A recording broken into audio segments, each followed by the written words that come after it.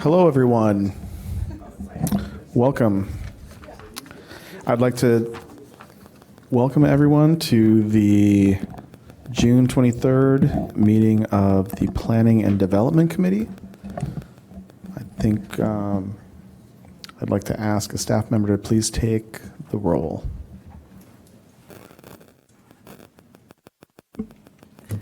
Councilmember Burns. Councilmember Kelly. Here. Councilmember Rogers. Here. Councilmember Davis.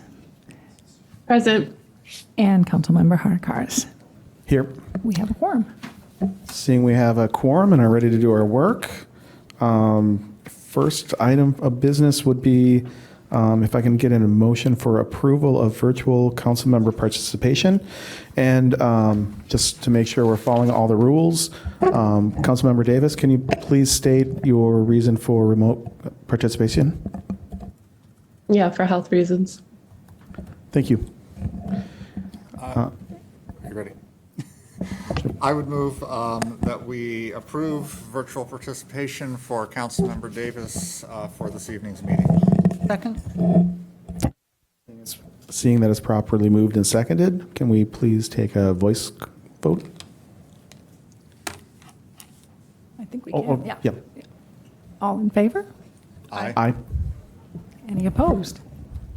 The ayes have it, so Councilmember Davis will be participating remotely. And that moves us along to approval of the minutes. If I can please have a motion. I move approval of the minutes for our Planning and Development Committee meeting of June 9th, 2025. Second. Okay, any discussion on the minutes? If not, can we have a roll call vote, please? Councilmember Burns. Councilmember Kelly. Aye. Councilmember Rogers. Aye. Councilmember Davis. Aye. Councilmember Geracaris. Aye. The ayes have it, and the minutes of the June 9th meeting have been approved. That brings us to public comment. I see no in-person members signed up for public comment. Are there anyone in the audience that would like to comment on any planning and development items? All right. Do we have anyone signed up online to speak in person or signed up for speaking online? Is there anybody in the Zoom who would wish to, if you want to raise your hand, if you wish to participate in public comment?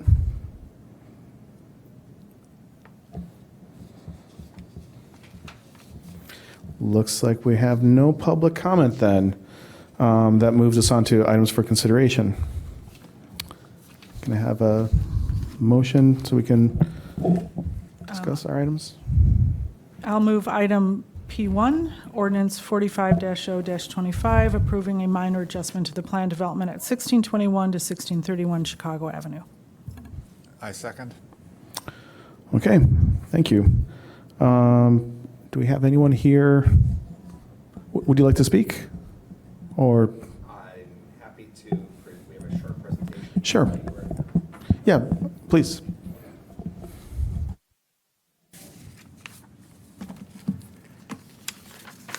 Good evening, Mr. Chairman, members of the council, of the committee. Michael Esger, I'm the zoning attorney for the project at 1621 Chicago Avenue on behalf of Horizon Group 13, LLC. And you may remember that this was approved back in November. There was some, as the team was preparing construction documents. We have Jeff Michael here from the applicant, as well as Tim Kent from Papa George Hames Architects, by the way. As the team was preparing construction documents, realized that there's some efficiencies that presented themselves with it and an opportunity to improve the project. The minor adjustments here are actually either maintaining or reducing the scale or the amount of the development allowances. If you see here on this slide, you'll see the previous slide will show you can go ahead, Liz. The next slide shows where we were, and then this shows the current height. It's a reduction in height from 12 to 11 stories. The next slide shows us in context. The next slide after this shows the reduction in height, and essentially the 12th floor amenity area was removed, and that brought the building down, and so we have a reduced base and perhaps a better architectural expression that you'll see here in a moment. Next slide.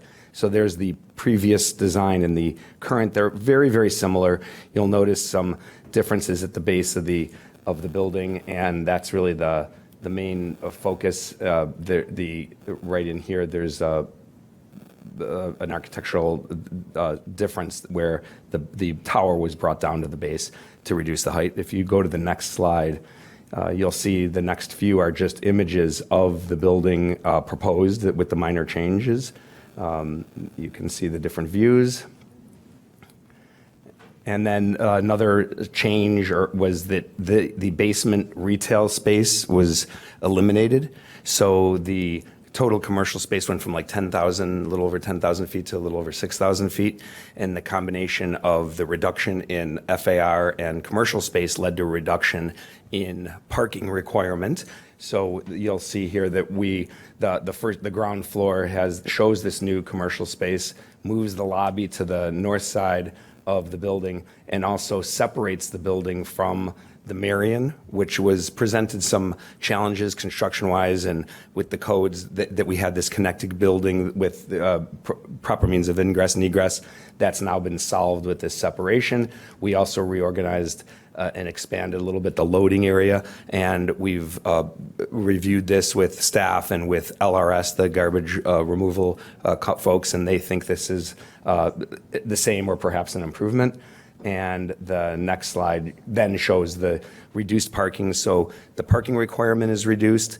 However, we also have reduced from 48 to 41 spaces in the building. And then there's a commitment to lease an additional 3 spaces in the Church Street garage, which is like a half a block to the north. So we're providing essentially 44 spaces.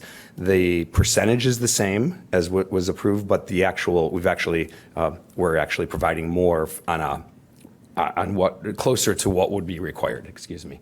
If you go to the next floor, you can see that the amenities were moved from the 12th floor and reduced in scope, and they're now on the 2nd floor.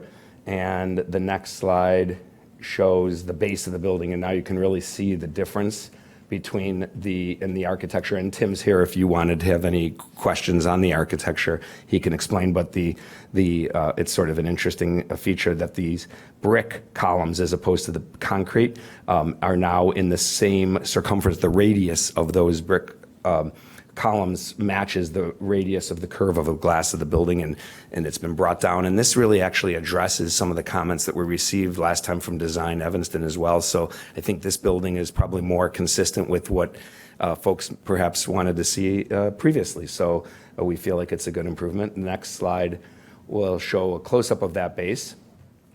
All the features in the next slide shows, again, the difference in the appearance with the new architectural features. And I think that's it, or is there there's a close-up? All of the commitments in terms of bicycle safety, in terms of the way we're handling loading in front, temporary parking or standing or loading in front or loading from the rear is all the same, and the sidewalk cafe features are all the same. So no changes to any of that. And I think that's it. If we have a few more slides if there's any questions, but with that, we're available for any questions that you might have. Thank you. Any comments or questions from committee members? Councilmember Rogers. Yeah, thank you. I just have a couple quick questions. So the facade on the 1st and 2nd floor, I don't think it goes all the way to the 3rd floor.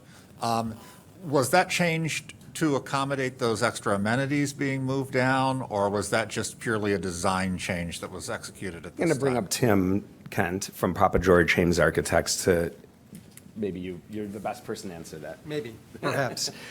Tim Kent with Papa George Hames Architects. The difference is that the base of the building came down 1 level because we eliminated 1 floor of parking. Right. So the amenities are now on the roof of that space as opposed to being at the very top of the building. And so that's really what was driving that change.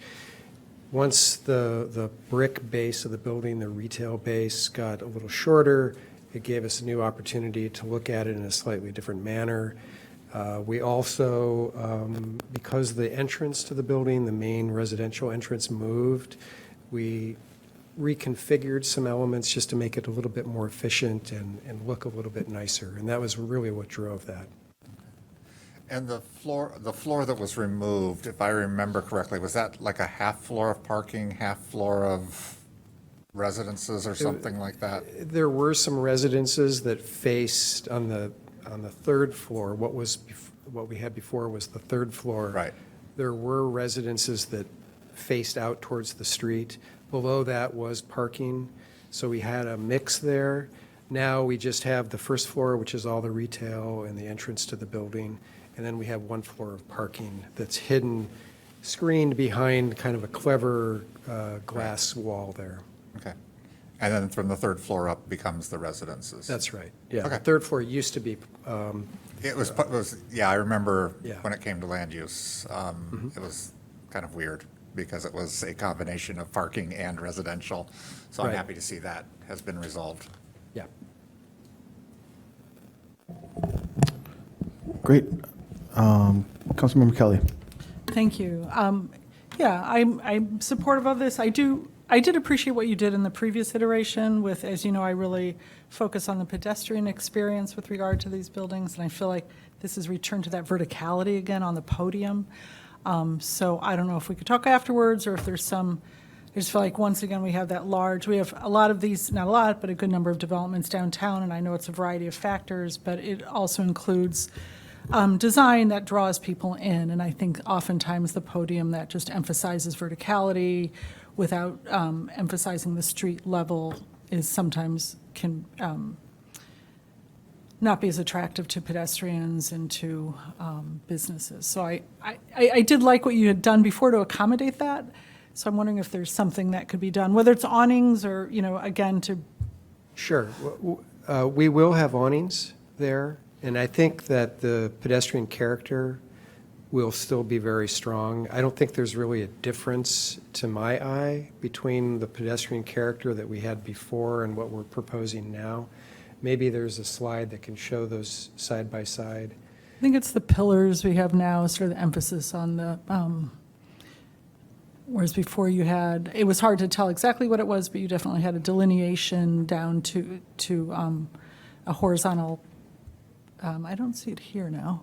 But it was in one of the slides. I guess that was it, which I would like to have seen even more, but that definitely helped to bring the eye down to the ground level on the right side, albeit small, horizontal emphasis. But. Right. So, I think like I say, I think awnings can do an amazing job of Yeah. giving it a warm feel, but I just feel like. So- Okay. No, I think that we had a horizontal projection there that acted a Right. little bit like a cornice line. That in the new scheme, there really wasn't a convenient place to locate that, particularly because we were rounding these columns in a unique way. I think it creates a very distinctive, maybe if you go to a different slide that shows the whole podium, go back. That one. These sort of larger round columns, which they were derived, and the tower itself, there's a curved glass corner, and the radius of that curved glass corner is used as the same radius for the circular dimension of these columns. And we think it creates a very distinctive look. It's not cookie cutter at all. We wanted to create something that was unique and distinctive here. And one thing, though, that hasn't changed is that the height of the storefront glass is the same, and these canopies create a rhythm.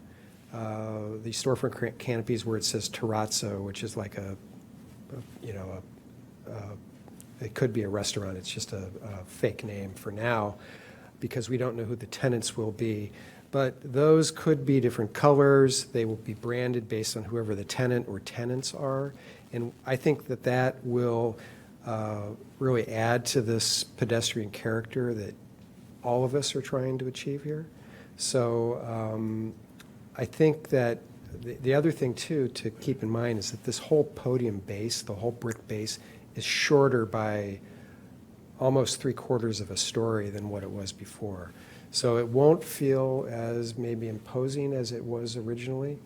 And just overall, I think it's going to be a better scale, more appropriate scale to this stretch of Chicago Avenue.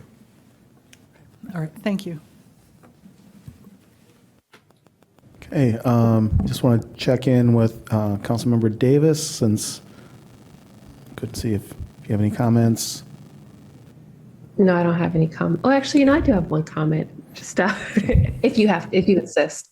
I guess my one comment would be that I did notice that we added in the 3 bedrooms, and I'll say I appreciate that because when it comes to these types of developments, we very rarely see 3 bedrooms, and I think that it's important to have these units, especially for families that are looking for places to rent and to live. So it's my only thought. Great, I think we're ready to vote then. Can we get a roll call, please? Councilmember Kelly, Aye. Councilmember Rogers, Aye. Councilmember Davis, Aye. and Councilmember Geracaris. Aye. The ayes have it, and so this will be moving on to council for introduction. And seeing we have no further business, we can adjourn. And we will be back here at 6 o'clock for city council.